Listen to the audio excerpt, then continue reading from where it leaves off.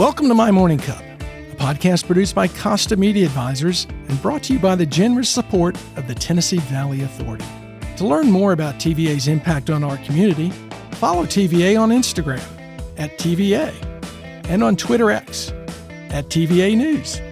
My Morning Cup, where we have interesting conversations with genuine people. I'm Mike Costa, your host.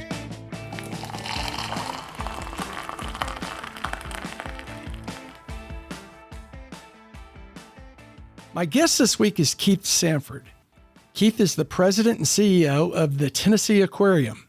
Despite having worked at just 3 places in his 44-year career, Keith's community involvement and love of Chattanooga makes everyone feel as though they've worked with him in some form or fashion. Keith, welcome to My Morning Cup. Before I ask about the similarities to banking and fish, let me ask, what's in your morning cup? Coffee. Coffee? What kind? How you do it? How you I do it with cream and sugar. Cream and sugar? Just regular old coffee. Yeah? What, you have a favorite brand? Free. Hot and free, huh? Yeah, when I got to the aquarium, the bank had always had free coffee since I'd been there. And the aquarium charged 50 cents a cup when I got there. Really? And the first thing I did was add free coffee in a $22 million operating budget. At the time, it cost us $10,000. Well, no wonder you're a popular man. And free tea. That's the way it should be. Yeah. So how many do you do in a morning? I just do 1 cup. Just one? Yeah. Well, before that, at one point in my life, I was a Diet Coke-aholic. Yeah. And I had about 8 or 10 of those. Now I have 1 Diet Coke and 1 cup of coffee. Yeah, I got off that Diet Coke train probably close to 10 years ago because I found myself drinking 6 or 7 a day. Oh, yeah, that was me. And I gave it up for Lent one year. You felt the effects, didn't you? Yeah. Oh, I was falling asleep at my desk. I always blame that on other things, not caffeine. Well, welcome. I'm glad we finally got a chance to do this. And as we were talking about earlier, we've known each other a long time. I was under the assumption, because you're just such a strong fabric in this community, that you grew up here, but you didn't grow up here. No, I grew up in Lynchburg, Virginia. Moved here literally a week after I graduated college and started at what was then First Tennessee Bank as a management trainee. But I would bet you if we went and talked to some folks that we both knew, that most would think if I went to them and said, did Keith Sanford go to McCallie or did Keith Sanford go to Baylor? We would have a 50-50 split and no one would say Lynchburg. That's probably true. Yeah. Why do you think that is? I guess I've kind of worked my way into a lot of volunteer jobs and stuff and been recognized for some things like being Cotton Ball King that people think I'm from here. Yeah. Because people ask me which school I went to, and I tell them Virginia Episcopal School, and they look at me real funny. That's not around here, is it? No. Well, talk a little bit about growing up in Lynchburg. Your siblings, and what was that like? Yeah, we had 3 brothers and a sister, and I'm one of the 2 oldest. I have a twin brother, 12 minutes younger than me. 12 minutes? Yeah. That's a long time. Oh, I know. And then another brother, 14 months younger. Almost Irish twins. Yes. And so really the other 2 siblings called us the boys because we were so close in age. And we were very close and still are very close. And unfortunately, we lost a few years ago both my younger siblings, but the 3 of us text every day. Well, your identical twin is here in town with you, which causes some great confusion. Oh, yeah. People come up to me at least every other day on the street. Kirk, you're looking great. I'm going, well, it's not me. Yeah. Well, I think I've been guilty of going up to Kurt and saying, Keith, how you doing? He's looking at me like, not Keith. Yeah. It happens it happened yesterday. Did it really? Yeah. Out on Broad Street. And where's your younger brother? He is in Lynchburg. In Lynchburg? Yeah. So he is retired and helps take care of my mom and does some advising on the side. So you grew up in Lynchburg. You went to Virginia Episcopal School, was it? Yeah. And then where to college? Washington and Lee And where's W&L? in Lexington, Virginia. How far is that from Lynchburg? 50 miles. Oh, so you pretty much hometown, kind of like going to Swanee here. Yeah. What, Close. what was that experience like? Because Washington and Lee's kind of got that name. Well, when I went there, it was still all male. Oh, really? Yeah. And I met my wife, who was at Sweetbriar, which is still is all female. And so when you were at W&L, when I was there, you had to go to one of the other schools to find a date. And that was kind of tough. But it's a very traditional liberal arts college. It wasn't military, was it? No. Now, next door neighbor is VMI, Virginia Military. Okay. And they always said that it was Athens and Sparta. You mentioned you had to go to one of the sister schools to find a date. I went through that in high school. Oh, yeah. We were an all-male high school, and we had two related sister schools that, boy, if you couldn't get a date there, you couldn't get a date. Oh, yeah. Yeah, I bet my wife went to Hutchinson, which is probably one of those. Yeah, absolutely. I forgot your wife grew up in Memphis. That's another common thing. So growing up in Lynchburg, you go to W&L, but I want to get back to your first job. What was the first job you ever had? I worked at Olin Mills taking pictures and relieving photographers in the summertime. So like school pictures? No, studio. Studio pictures. Yeah. So was this like when my mother would gather all the kids up and would go down to the Sears studio for that once a year family photograph? Line you up on the bench and have the big lights and the big camera on a tripod and different backgrounds. And did you have a rubber chicken or something? You try and get the kids' attention? Yep. Yep. How does a high school kid have the not credibility but the gravitas to get other kids to pay attention to get their picture taken? You know, when I was 18, it was kind of hard. If I messed up, I'd go somewhere else the next week. So. How long did you do that? 4 summers. So high school and college? College, yeah. Just college? Yeah. In high school, I worked some. My dad worked there, and we'd go do stuff in his office sometimes, but that would be about it. And what did you study at W&L? Business administration. And when you got out, how do you get to Chattanooga? I know I told you earlier that I just assumed you were a native. Yeah, I had a cousin whose husband was on the board of the bank, and my wife is from Memphis. I was from Virginia, and this was a good halfway point. So I got the job and started the week after I graduated and worked there for 36 years. We had Jay Dale on earlier this year, and one of the things Jay pointed out was the training program at First Tennessee, now First Horizon. Talk about that a little bit, because I'm sure you did about every job at the bank, didn't you? Yeah, and that's one thing they did when you first started. Well, the first thing you did at the time was spend probably a year in the credit department analyzing financial statements of mostly businesses for the commercial lenders. And that was before PCs, and you would literally take everything and spread statements and calculate ratios with a calculator and a sheet of accounting paper. And so you had the green spreadsheet paper, and you had to make sure the columns added up not only across but up and down. Yeah, so I can still do great arithmetic, adding stuff in my head.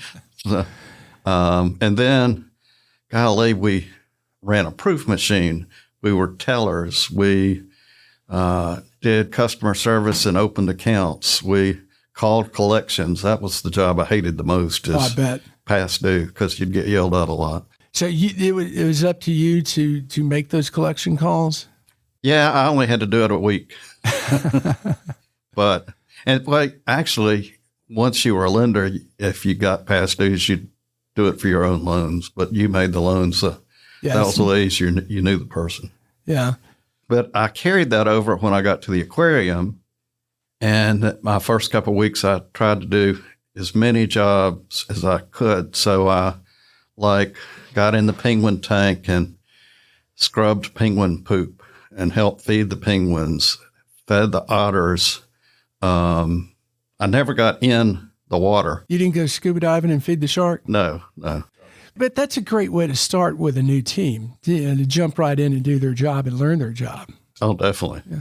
But back to the bank, I want to kind of track your progress from how you started and then how you end up the Metro president. I mean, because that's, you go into the management training program, you graduate from that. Where do they put you? They put me in a branch as an assistant manager. I was at Northgate for a little while, then went to South Broad Street, and then got promoted to manager of Rossville, and then got hired as a relationship manager in the correspondent banking division to deal with other banks. And I had the territory of North Alabama. So that's when I that's the year my oldest son was born. And I spent a lot of time traveling North Alabama. Oh, I bet you did. Got to know Florence and Muscle Shoals. Oh, yeah. Huntsville and all that. Yeah. And little bitty places down there, too, Red Bay. Tuscaloosa. So you're traveling doing that, and what's that lead to? Then I got promoted and started covering the Tennessee market for that. So I went to Crossville and Cleveland and financed banks for a lot of people and did credit cards for them, ATMs, all that kind of securities, safekeeping of securities, buying overlines on loans. So in doing that, you're on the road quite a bit. Yeah. And I'm assuming your community involvement probably had not begun at that point. No. But then I got promoted to manager of that department and spent more time here. Yeah. And so that's my first real board job was Dr. Sue Ann Wells asked me to be on the board of Ballet Tennessee.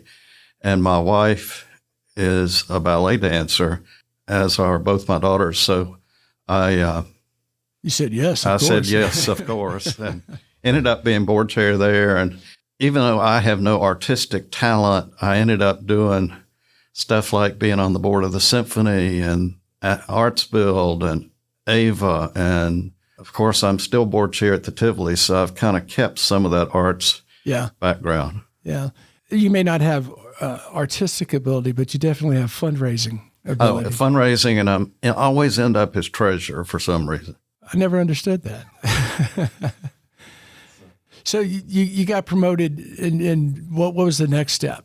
Then I got promoted to, when I was 39, to executive vice president and manager of retail operations, which is all the branches for Chattanooga. And then later on, we bought Cleveland Bank and Trust in Cleveland, so I had the branches up there too. I think that's when I probably met you. That was late 90s, early 2000. Yeah. And then I got promoted to manage private banking and trust and added the Metro president to that. So managed all of those things until I left to come to the aquarium. Yeah. And how many years were you Metro president? Oh, probably at least 8. Yeah.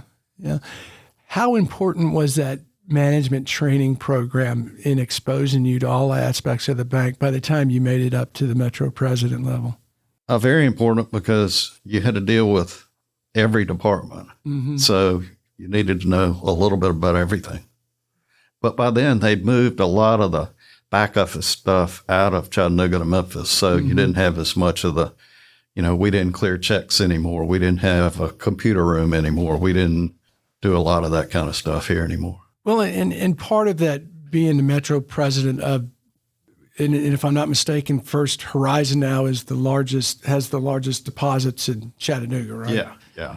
That's a position that people are coming to you, not necessarily for the bank, but civically. Oh, yeah. Yeah.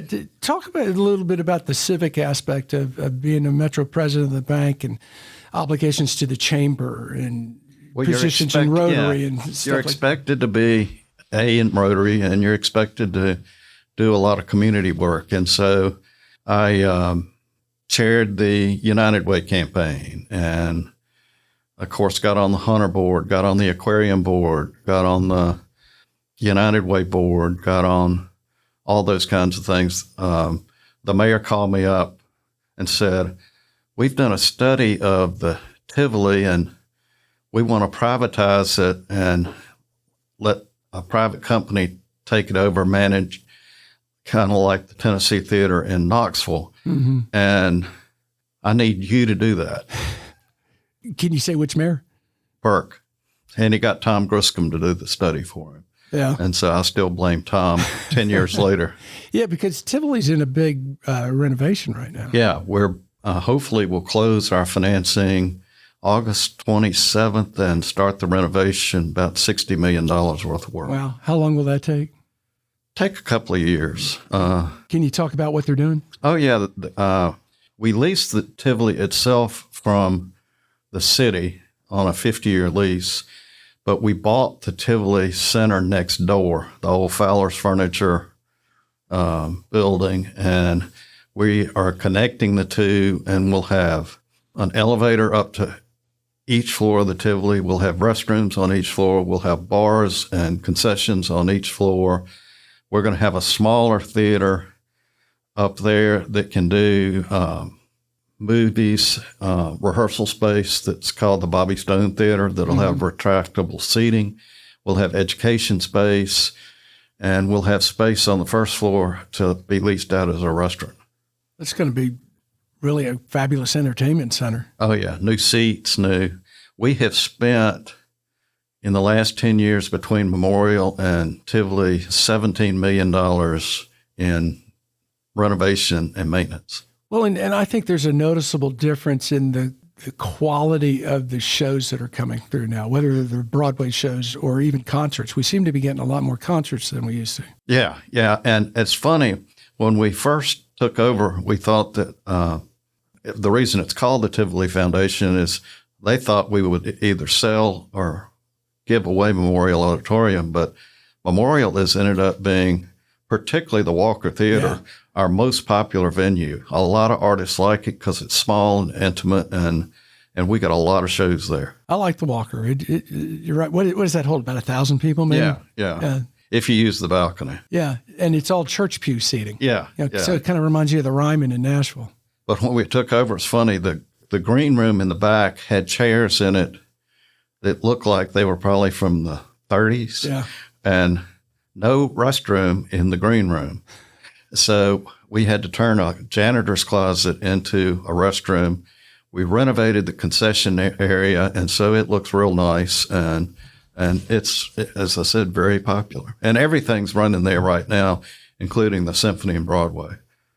Talk a little bit more about that community involvement. Yeah, yes, the bank expected a certain amount, but why is that important for someone's career to look at things going on in the community and either get on boards or volunteer for things? How do you feel that's benefited your career? Well, if you meet people and get to know them and they trust you, then if they have a banking issue, they'll call you up and say, hey, can you help me out? And so I was able to build a lot of relationships that way and move business into the bank due to those relationships I made. Yeah, and I agree with you 100%. But you didn't go into them thinking, I'm going to do this to get business. No. You go in to serve, and you meet folks and establish relationships, and all of a sudden they're calling you when they have a question. Exactly. And now the bad thing is when they call you and you can't help them out, Right. but because they're escaping somewhere. But there's also a difference now. When I started in banking, there were 5 banks in Chattanooga, and it was First Tennessee, American National, Pioneer,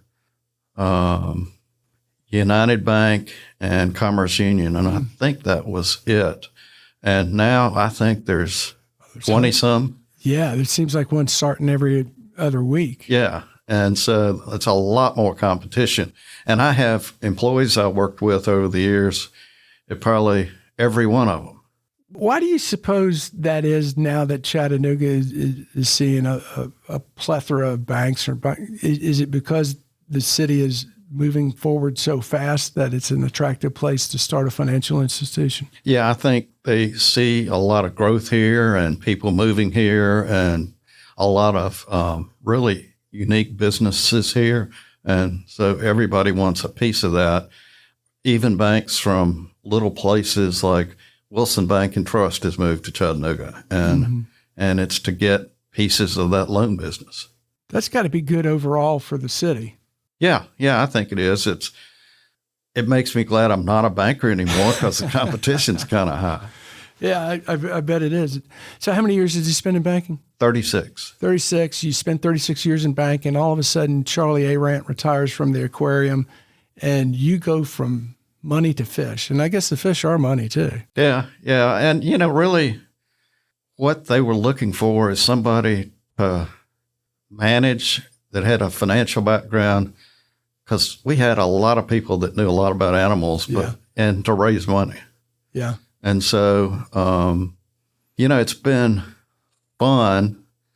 COVID wasn't much fun because we were closed for 3 months and had virtually no revenue. And unlike a lot of businesses, we still have to feed all the animals and keep the tanks maintained. And your expenses, your ongoing expenses got to be pretty intense. The $100,000 a month electric bill was still $100,000 a month, and even with no revenue, so you can't turn it off.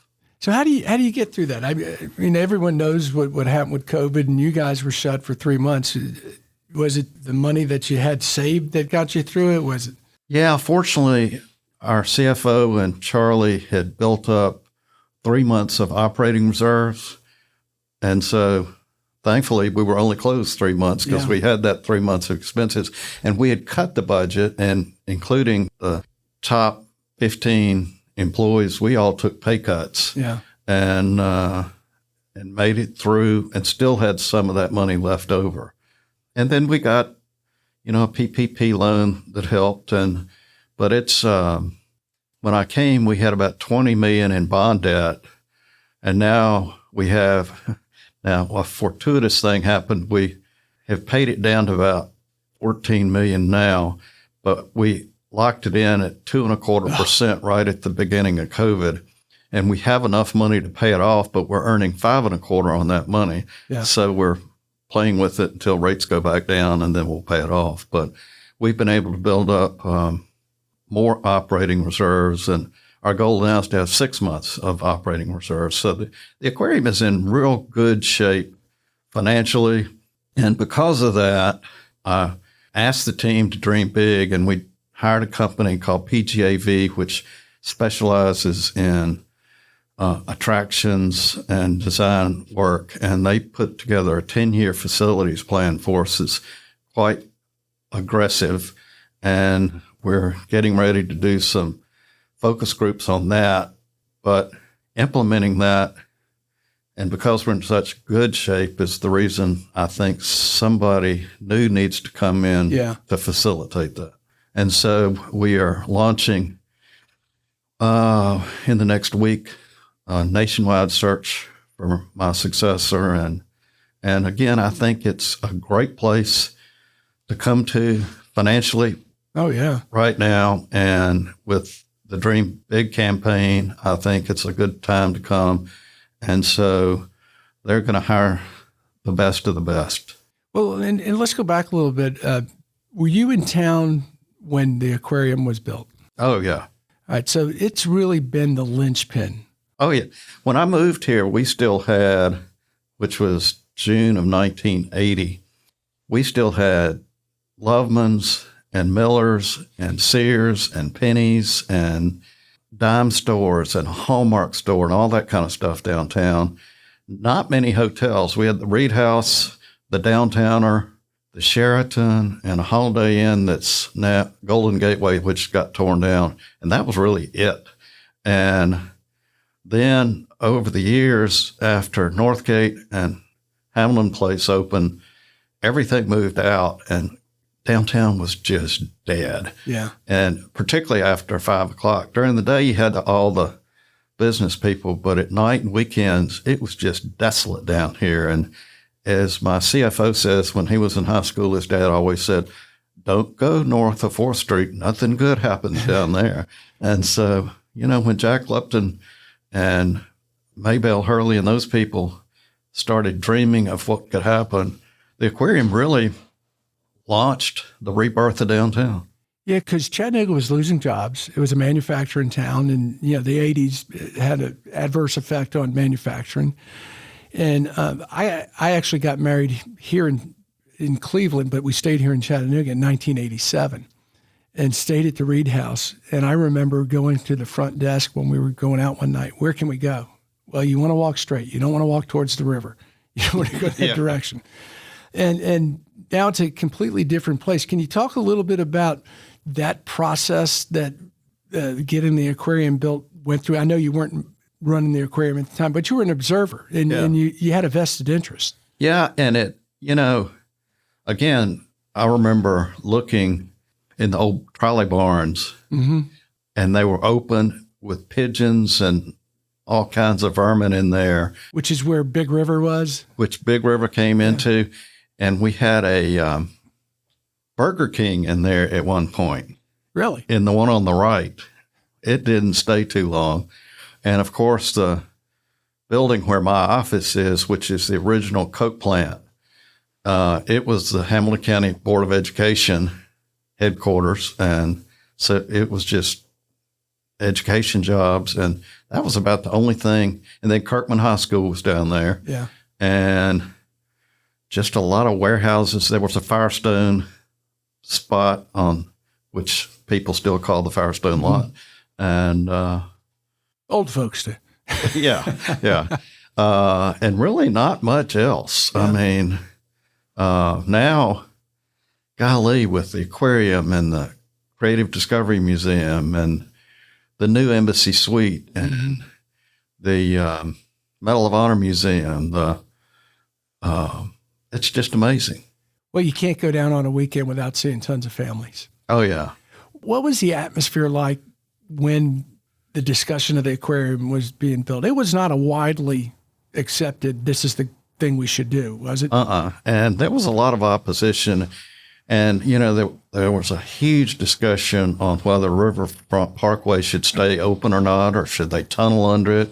And there was a lady named Edna from, I think, Saudi Daisy, that wrote letters to the editor every day just about Jack's fish tank. Jack's fish tank. And so, there was opposition. And then there was worry that we're putting all this money, $40 million into this facility, and it's going to not draw.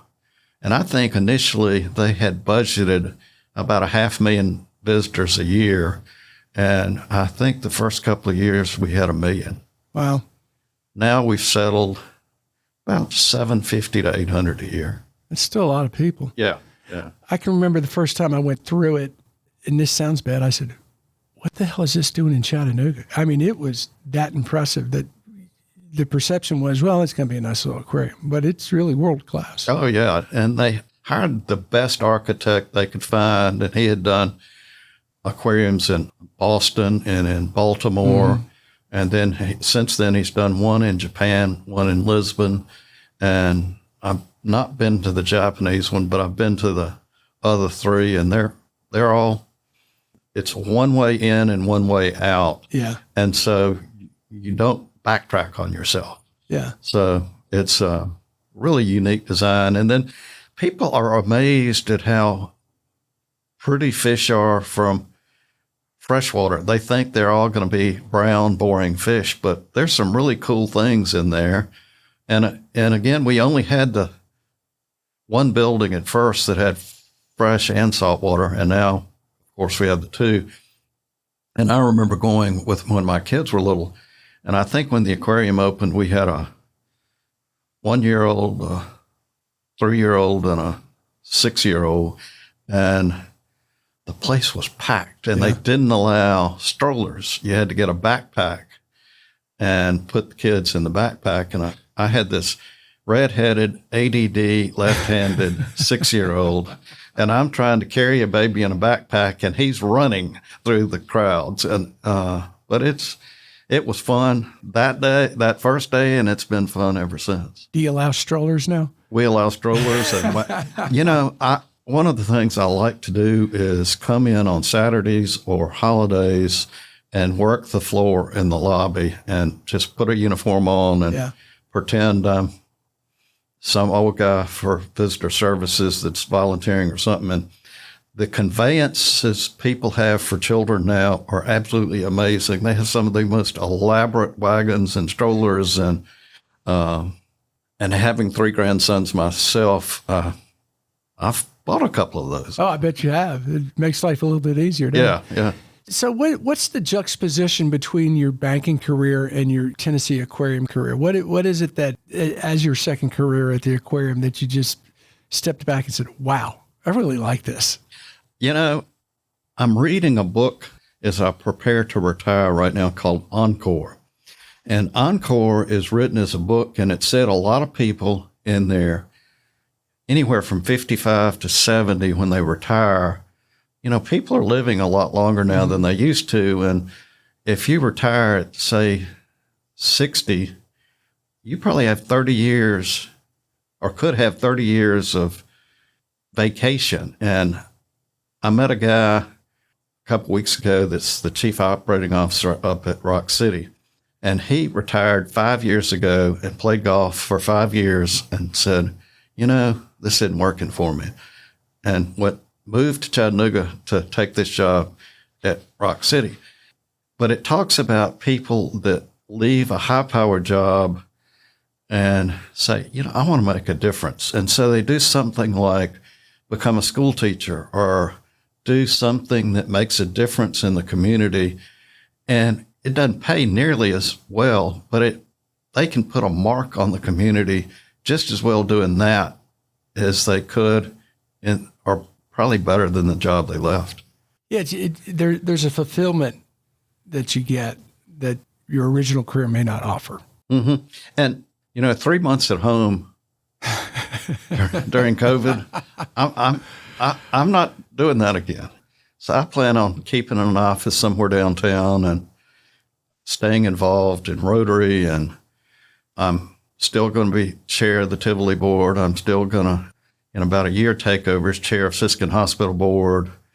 I'm treasurer of St. Nicholas School. I'm on the board of Montessori School at Highland Park. And so you're retiring from a job. You're not retiring from the community. No. And I want to go back on the community involvement and why that's so important. I think you're a great example of that. You've been involved in the community your entire career. And it's not that your job is secondary, the job is primary, but when you do retire, you've got these things that you're still involved with, and you're going to stay involved in the community. Exactly. And I still think I'll have now more time. I've been treasurer of my church for 20 years, and, you know, I have a history nobody else has of the finances of the church. And we've only had 3 treasurers at our church since the 60s, which I think that's is quite pretty amazing. Incredible. Yeah. And I plan on staying active there too. So what's been your favorite thing about the aquarium job?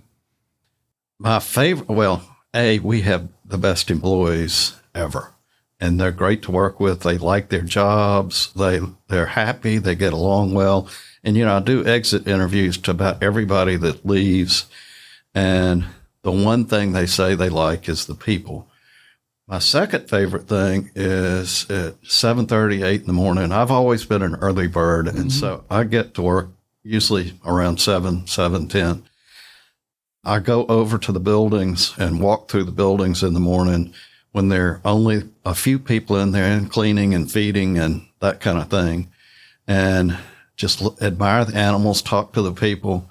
And, you know, we have probably 350 volunteers at the aquarium. And one of my former trust officers at the bank comes in every Tuesday and every Thursday and trims and waters plants up in the peaks. And we have divers that come in from Nashville, Knoxville, Memphis, and get in the tanks and scrub every morning. They have to come once a month. That helps keep their dive certification. We have volunteers that come in and cut up animal food and help feed animals. So it's a lot of free labor, but it's, again, a lot of retired people that just come to have something fun to do during the day. How do you find the volunteers? How do they find you? It's word of mouth, and then we talk about it. But we do have a couple of full-time volunteer coordinators, one in education and one for the rest, and they find them. And a lot of times when you go in and you see somebody at a touch tank or at a animal station, they're a volunteer. If someone wanted to volunteer, how do they go about it? They email Darlene Cole at the aquarium, and she will sign them up. And sign them up. Yep. You have to be 18 to interact with an animal. Now, explain interact with an animal. Like help feed a penguin. That would be kind of cool. Yeah. Are penguins nice? You should have asked J. Dale that, because during COVID, he was doing a PSA, and I was up above, and he was sitting there talking in the penguin exhibit, which is not real pleasant because they poop a lot, and it smells like a combination of ammonia and fish. Oh, nice. So, and you smell like it when you get out, and it gets in your nose. But he was sitting there, and this penguin named Nipper comes up and bites him on the back and then bites him on his upper arm. Oh, and wow. as he said, left a pretty good-sized mark. I guess I know how Nipper earned his name. Yes, definitely. But we have some penguins that are not like that, but including a really cute 6-week-old chick. I think penguins have the not reputation, but people think they're cuddly, and they're really just wild animals. Yeah. And you don't really want to hold one because it poops straight out, and it's this fluorescent gooey thing. There are colonies of penguins near the South Pole that there is so much, penguins like to be grouped together. Yeah. And you can see the penguin poop from outer space. This is something I did not know. Now, that's one thing. My wife always says I have a lot of useless facts and information, but I've gotten all kinds of great ones at the aquarium. Oh, I bet you have. So you're going to be retiring at the end of the year? Yeah. Now I have volunteered to help if they bring in someone from out of town for the first few months of next year to introduce them and take them to Rotary, take them to meet the politicians and the bankers and the other heavy hitters around town. Because again, this is my legacy, and I want that person to succeed as best they can. Do you think anyone realized, what was it, almost 40 years ago when the aquarium was being built, what it would be today? No, I don't. I think it's exceeded expectations, don't you? Broadly, yes. Yeah. And just the amount of development and the fact we added a second old building, we added the IMAX. We're about to add a new education center in the space under part of the Medal of Honor Museum where Plaza Foods used to be. We've leased that, and we're about to start renovating that. What would that be as an education center? Classrooms for summer camps and school groups. And we have a lot of school kids that come in, and, normally a kid pays $24.95.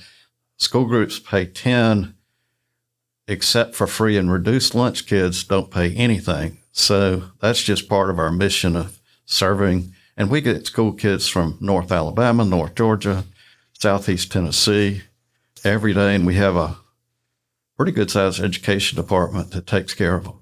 And that's a pretty big part of the business, for lack of a better description, is school groups and tours. Yeah. Now, by far, our biggest group of visitors is still families, or actually about 40% or more are couples without kids. Really? Yeah. That's interesting. So I know you're a big reader, and you're going to have a lot more time to read. But one of the things that I learned in doing a little research on your background, you read 4 newspapers a day? Yeah. You also tackle a number of biographies and history. So what's your favorite historical and biographies to read? Oh, really about anything. I'm reading one now called Big Chief Elizabeth, and it's about the early settlers of Roanoke Island and Jamestown under Queen Elizabeth.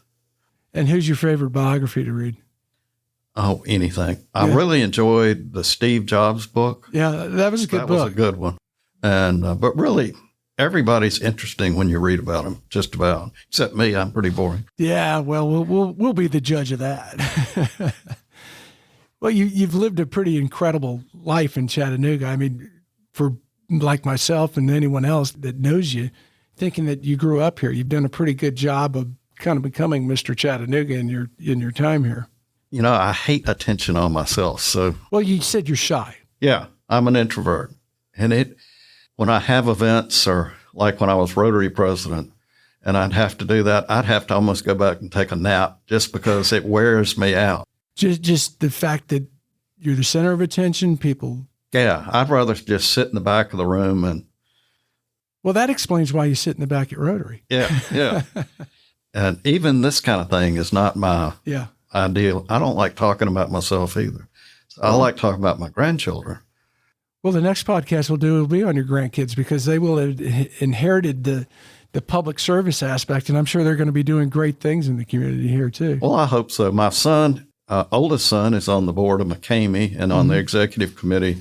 And so now he has 3 dogs, and we have 3 dogs, 2 of which were his dogs that didn't get along with his other dogs.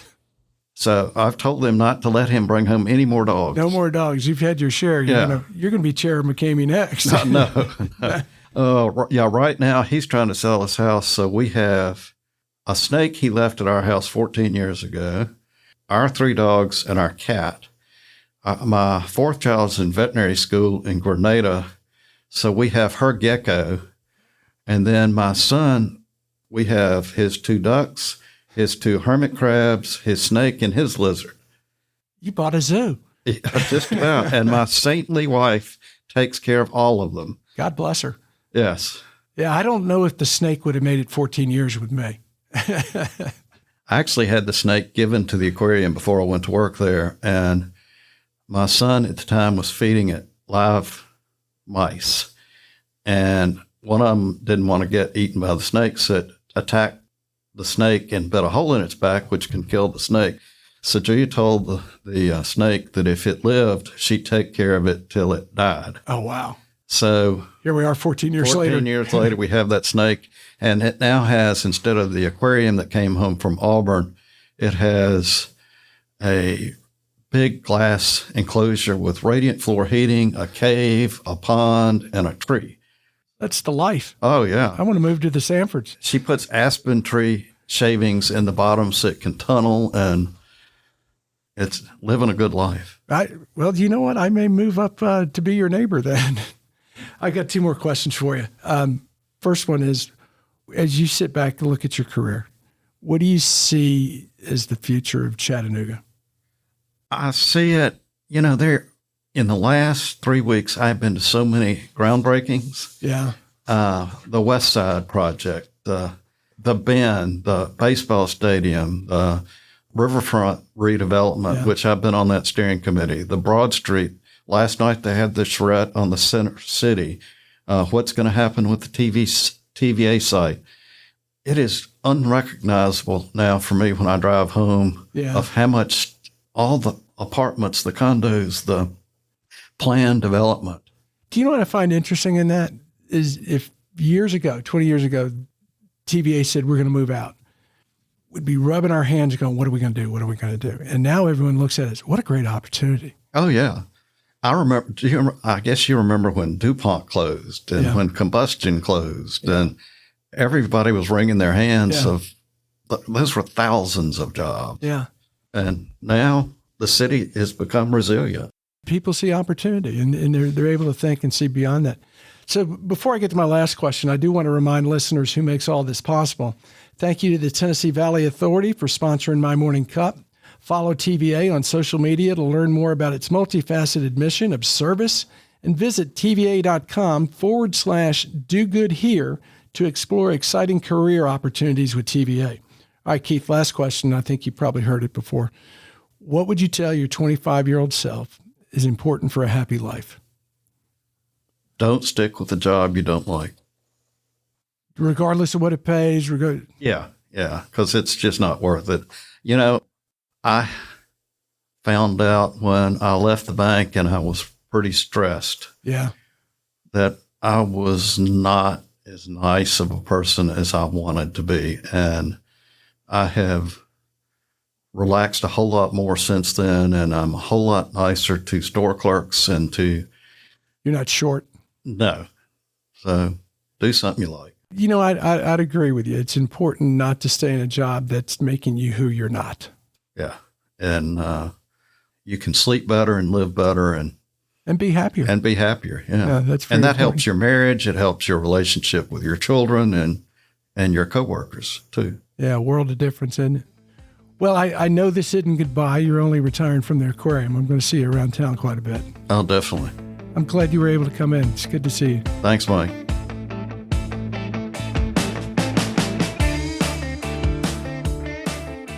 Thanks for listening to My Morning Cup, a podcast by Costa Media Advisors. If you liked this episode, please share it with a friend. I release a new episode each week, so be sure to subscribe on Spotify, Apple, Google, or wherever you listen to podcasts.